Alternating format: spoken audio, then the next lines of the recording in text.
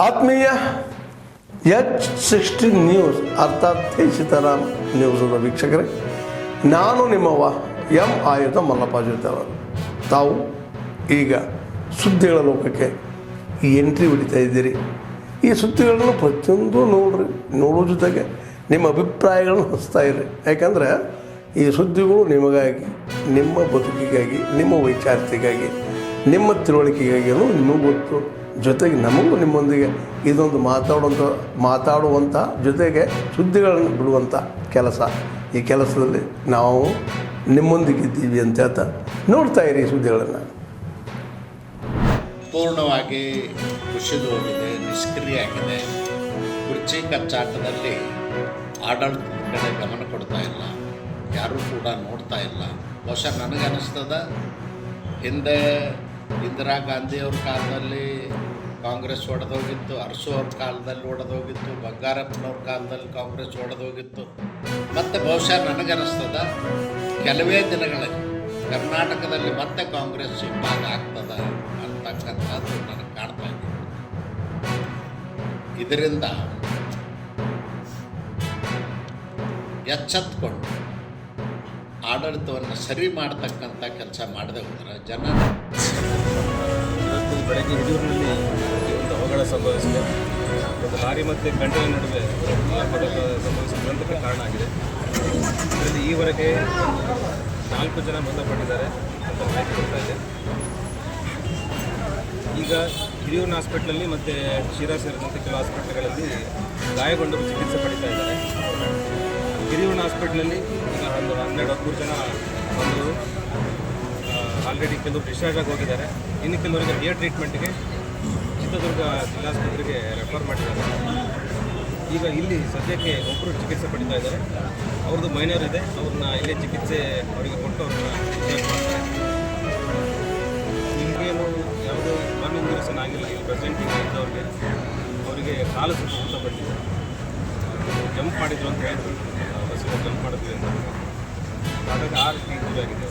ಕಾನೂನು ಸೇವಾ ಪ್ರಾಧಿಕಾರದಿಂದ ನಾವು ವಿಕ್ಟಿಮ್ಗಳನ್ನು ಐಡೆಂಟಿಫೈ ಮಾಡ್ತೀವಿ, ಯಾರು ವಿಕ್ಟಿಮ್ಸ್ ಇದ್ದಾರೆ ಅಂತ ಐಡೆಂಟಿಫೈ ಮಾಡಿ ನಮ್ಮ ಕಾನೂನು ಸೇವಾ ಪ್ರಾಧಿಕಾರದಿಂದ ಕಾನೂನಡಿಯಲ್ಲಿ ಏನೇನು ಅವರಿಗೆ ಸವಲತ್ತುಗಳು ನೆರವು ಸಿಗಬೇಕಾಗಿದೆ ಅದನ್ನೆಲ್ಲವೂ ಸಹ ಮಾಡ್ತೀವಿ.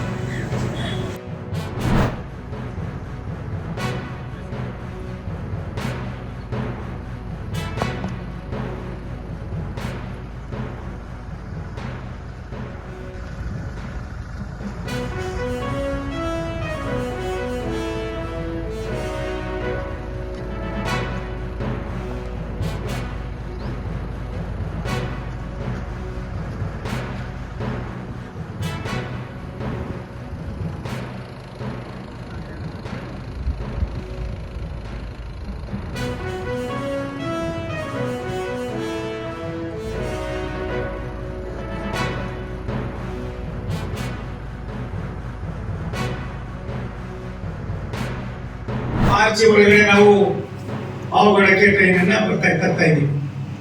ಜೂನ್ ಒಳಗಡೆ ಮಡಕ್ಸಿರ ಬರ್ತದೆ. ಮಡಕ್ಸಿರಿಂದ ಮಧುಗಿರಿಯಿಂದ ಕೊರಟಗೆರೆ, ಕೊರಟಗೆರೆ ಮೂರುಕೆರೆ ಎಲ್ಲ ಕಾಮಗಾರಿಗಳು ಕೂಡ ಆದೇಶ ಆಗಿದೆ, ಪ್ರತಿರೋಧ ಆಗಿದೆ, ಕೆಲಸ ನಡೀತಾ ಇದೆ. ಮೂರುಕೆರೆಯಿಂದ ಈಗಾಗಲೇ ತಿಮ್ಮರಾಜನಹಳ್ಳಿ 24-25 ಕಿಲೋಮೀಟರ್ ಲೈನ್ ಹಾಕಿ ಇನ್ಸ್ಪೆಕ್ಷನ್ ಆಗಿ ನಾನು ಕೂಡ ಟ್ರಾಲಿಲಿ ಅದನ್ನು ಸುತ್ತಾಡ್ಕೊಂಡು ಬಂದಿದ್ದೀನಿ. ಇನ್ನೊಂದು 1-1.5 ತಿಂಗಳಲ್ಲಿ ಟ್ರೈನು ಕೂಡ ಅಲ್ಲಿ ಓಡಾಡೋದಕ್ಕೂ ಕೂಡ ಮಾಡಿಸ್ತಾ ಇದ್ದೀನಿ. ಅದೇ ರೀತಿ ತುಮಕೂರು, ದಾವಣಗೆರೆ ಇದೆಲ್ಲ ಕಳಿಸ್ಕೊಂಡಿದ್ದು 192 ಕಿಲೋಮೀಟರ್ ಎಲ್ಲ ಟ್ರೈನಿಗೆ ಅಕ್ವಿಜೇಷನ್ ಮುಗಿದಿದೆ, ಟೆಂಡರ್ ಆಗಿದೆ. ತಿಮ್ಮರಾಜನಹಳ್ಳಿಯಿಂದ ದಾವಣಗೆರೆವರೆಗೂ ಕೆಲಸ ಪ್ರಾರಂಭ ಮಾಡಿದ್ದೀವಿ. ಚಿತ್ರದುರ್ಗದಿಂದ ದಾವಣಗೆರೆವರೆಗೂ ಕೆಲಸ ಶುರು ಮಾಡಿದ್ದೀವಿ. ತಿಮ್ಮರಾಜನಹಳ್ಳಿಯಿಂದ ಹಿರಿಯೂರಿಂದ ಚಿತ್ರದುರ್ಗ ಈ 2 ಬಿಟ್ಗಳು ಕೂಡ ಈಗಾಗಲೇ ಟೆಂಡರ್ಗಳಾಗಿದೆ. ರೈಲ್ವೆ ಕೆಲಸ ಸ್ವಲ್ಪ ಸೂಕ್ಷ್ಮವಾದ ಕೆಲಸ.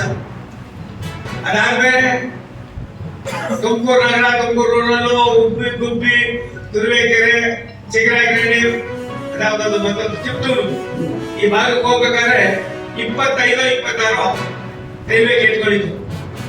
25-26 ರೈಲ್ವೆ ಗೇಟ್ಗಳನ್ನ ಸುಮಾರು 1,000 ಕೋಟಿ ರೂಪಾಯಿ ಖರ್ಚು ಮಾಡಿ ವಿಜಯ್ ಕುಮಾರ್ ಅವರೇ ನನಗನ್ಸುತ್ತೆ ಇನ್ನು 1 ವರ್ಷದಲ್ಲಿ ಡಿಸೆಂಬರ್ 26 ಒಳಗಡೆ ಆ ಎಲ್ಲಾ ರೈಲ್ವೆ ಗೇಟ್ಗಳನ್ನು ಮುಗಿಸಿ ನಿಮ್ಮ ಸೋಮಣ್ಣ ನಿಮ್ಮ ಓಟಿನ ಹಕ್ಕು ಏನು ಅನ್ನೋದನ್ನು ತೋರಿಸ್ತೀನಿ. ಆದ್ಮೇಲೆ ಎಲ್ಲ ಸುದ್ದಿಗಳನ್ನು ನೋಡಿದ್ರಲ್ಲ, ಏನು ಅನಿಸ್ತು ನಿಮಗೆ? ಇದರಲ್ಲೇ ನಿಮ್ಗೆ ಲೈಕ್ ಆಗಿರ್ಬೋದು, ಡಿಸ್ಲೈಕು ಆಗಿರ್ಬೋದು, ಕಾಮೆಂಟ್ ಬೇಡಪ್ಪ ಅಂತೂ ಅನಿಸಿರ್ಬೋದು, ಕಾಮೆಂಟ್ ಮಾಡಬೇಕಪ್ಪ ಅನಿಸಿರ್ಬೋದು, ಶೇರ್ ಮಾಡಬಾರ್ದಪ್ಪ ಅನಿಸಿರ್ಬೋದು, ಮಾಡಬೇಕು ಅನಿಸಿರ್ಬೋದು. ಏನಾದರೂ ಆಗಲಿ ಶೇರ್ ಮಾಡ್ತಾಯಿರಿ, ಈ ನ್ಯೂಸ್ಗಳನ್ನ ಹಂಚ್ತಾ ಇರಿ, ಜೊತೆಗೆ ಇದಕ್ಕೆ ಸಬ್ಸ್ಕ್ರೈಬ್ ಆಗ್ತಾಯಿರಿ ಅಂತ ಹೇಳ್ತಾ H60 ನ್ಯೂಸ್ ಅರ್ಥಾತ್ ಹೇ ಸೀತಾರಾಮ್, ಇದು ಸತ್ಯದ ಕೈಗೆ ನಡಿ. ವಂದನೆಗಳು.